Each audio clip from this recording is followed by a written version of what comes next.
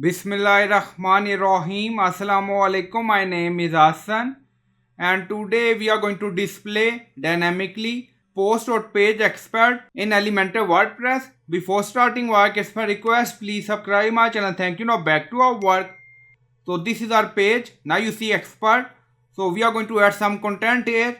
So we edit some text and then click on update. So click on it. So we added expert in our post. Now go to header again. So we are going to display dynamically. Now you see search widget.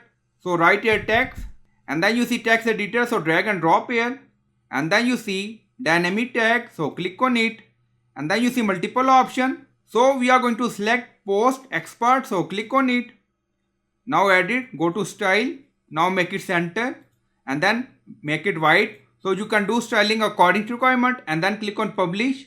Now publish done. Go to page again, refresh the page.